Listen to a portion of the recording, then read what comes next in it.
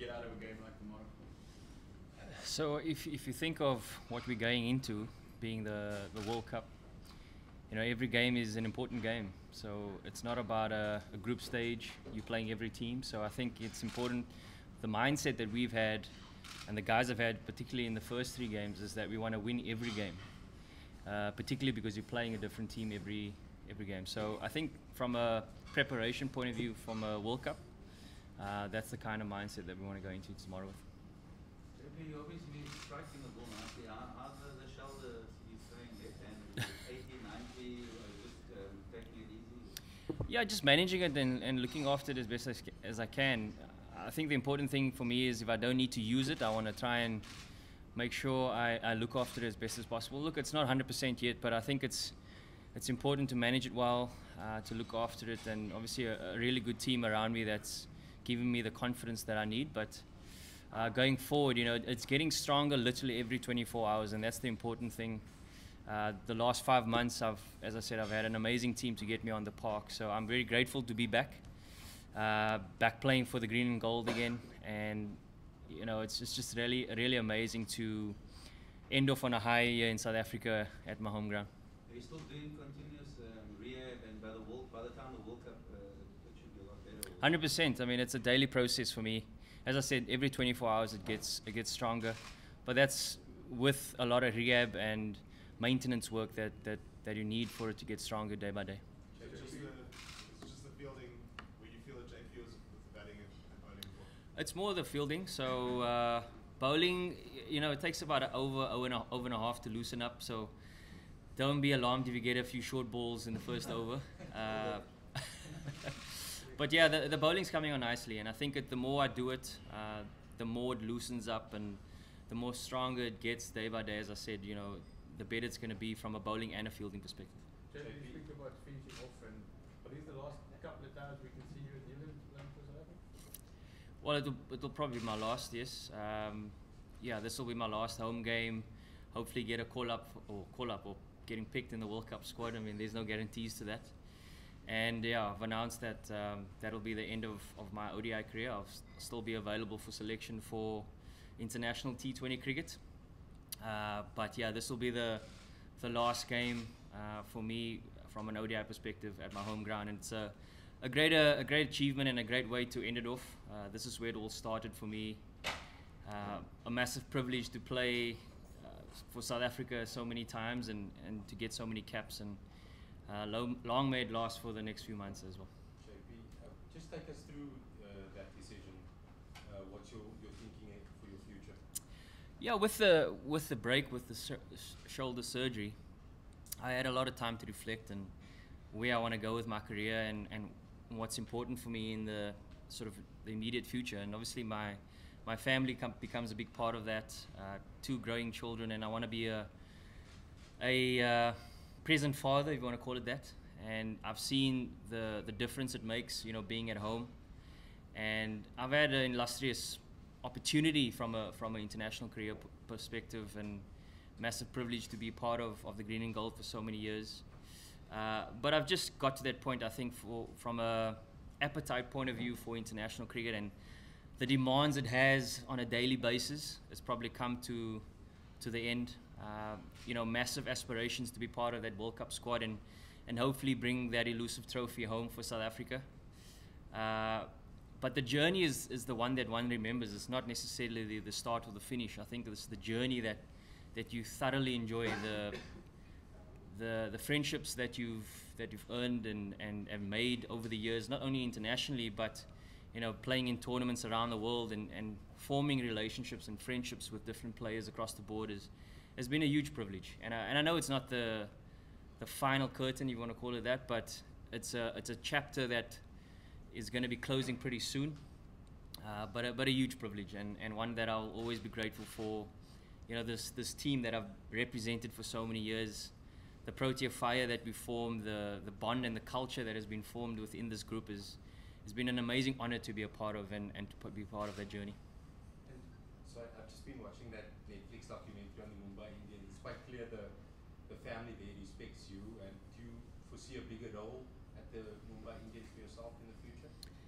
Well, I'm not going there this year, so I haven't been selected there. So I don't know what the future holds from a IPL perspective, and to be honest, that's not on the radar at the moment. I think it's more what's in the next few months. And for me, the important thing is Ram Slam for the Cobras.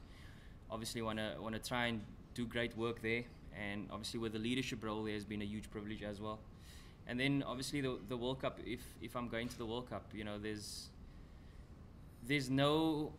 always a great opportunity from a South African perspective to represent your country no matter where you're going, and to do it at a World Cup, even though it's not my first one, but it feels like there's something more to this World Cup. I think it's probably because it's my last and you can kind of see the finish line. So there's a greater cause to it, there's a bigger purpose to it, if you want to call it that, and that's what brings the most excitement out of it. Just some of the, including tests and earlier retired from tests, just some of the highlights and lowlights representing the Proteas test and over the years.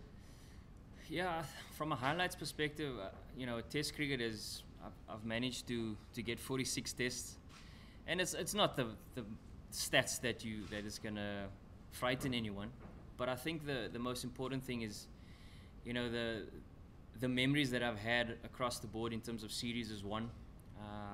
I think going to Australia in 2008 and being part of that team to be the first test team, or South African test team to win a series there, and then following that up, even though I was injured, but still being part of that series. Sri Lanka, being the first South African team to win there as well. You know, those are some of the highlights from a test perspective. ODI, I think the hat-trick in the World Cup 2015 definitely stands out. From a T20 perspective, you know, recently that T20 game against India probably stood out at Centurion, being there at the end to win the game for the team.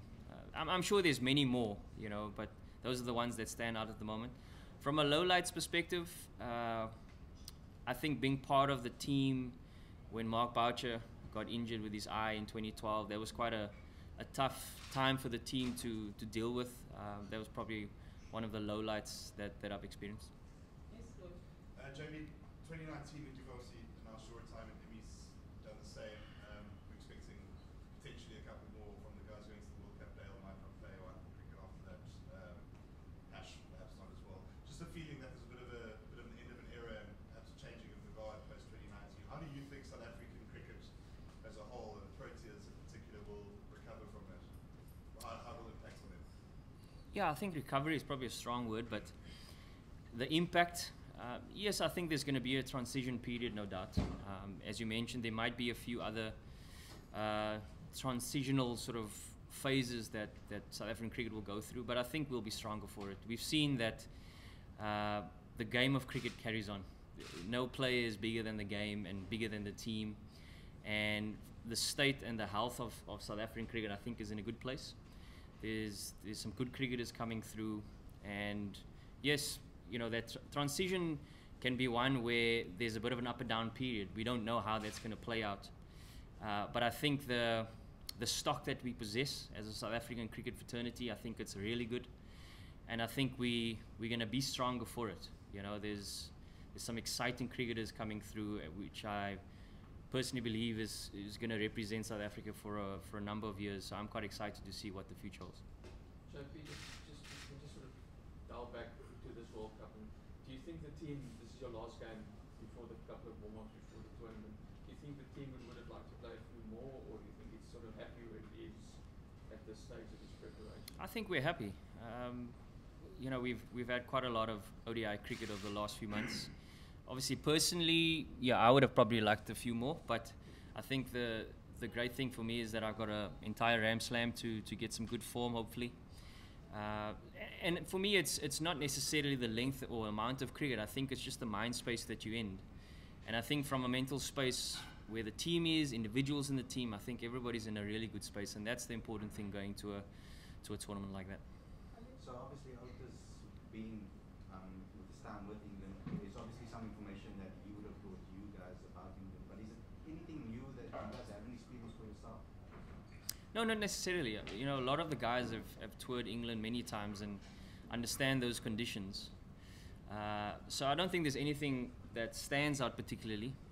I think it's just sort of on the day whether there's something that can play a huge sort of 5%. I think it's all about those small percentages that's going to make a big difference in those kind of tournaments. Staying calm under pressure, especially in those tournaments. You know, it's those moments that you can identify to be the best that you can be, and win those small moments in the game. It's going to make a huge impact in a tournament like that. Maybe just in terms of, you've spoken about sort of short-term goals in Grand Slam, World Cup coming up. What's life like going to be for you post-cricket? Is that something you thought of, sort of, you know? Not entirely. Family life. So like I've said, I mean, there's still going to be some T20 cricket being played, and you know, I've got a huge interest in business and team culture. You know, I've been privileged to be part of the Protea Fire culture for many years, and that is a huge interest of mine. And you know, if that is something that I could get involved in somehow, particularly in cricket, in the cricket sphere, whether it's across the board around the franchise systems, that's definitely something that I'm excited about. And as I said, the cricketing or the playing part of things are not completely done yet. So hopefully there's still many more impactful games that I can play and performances that I can put together. JB, how do you see this? Obviously, the squad hasn't been chosen for but how do you see this group of players now going to the World Cup from previous World Cups? Obviously, often gone as number one of the favourites, a lot more unfancied. Do you think that can work to the advantage? And just the squad also under Faf's leadership going to this World Cup? Yeah, I think I do think there's a slight change in the mindset that we're going to this World Cup with, particularly under Faf's guard. You know, we're going with a more relaxed sort of feel, and it's not that it's a easy way out by any means. I think it's more just a case of we're going there to give our best, and at the end of the day, that's all we can do is give our best effort in a tournament like that. There's no guarantees of what success looks like to the general public, what success looks like to us. We're going there with a mindset of we're going to have fun, we want to give our best whether it's in our practices, in gym, on the cricket field, when we're playing, individually, putting in personal performances. You know, there's nothing's going to be taken away from us in terms of what we're going to put out there, but it doesn't guarantee you anything, and that's the beauty of this tournament. Yes, you can go as favorites, you can go as ranked 8th in the world, but it's about what you produce on the day, and that's the most important thing. If we can produce our best effort every single day, that's going to give us the best chance. And yes, the amount of games that you go in with, playing against Sri Lanka, against Pakistan, is going to build towards that. But in the greater scheme of things, how much does that matter? You know, we can lose a series 5-0 going into a World Cup, and everybody's saying we've got no chance and we can end up winning it. There's just no ways of knowing what's going to happen. You've got to go out there and believe in the team that you walking out on the park with, and believe that that's the 11 or 15 that is going to give you the best chance. JP, Bob Woolmer is very much at the forefront of creative thinking and innovation. And, you know, he predicted switch hitting seamers and throw ball bouncers, and he did say 20 years ago before the 99 World Cup that the next big innovation would be ambidextrous fielding.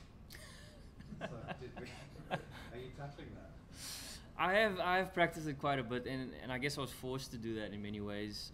I know Robin Peterson was one that could do that pretty comfortably, and actually I had a chat with him 2 nights ago, and he said he saw me trying it out. But it's definitely something that I've tried.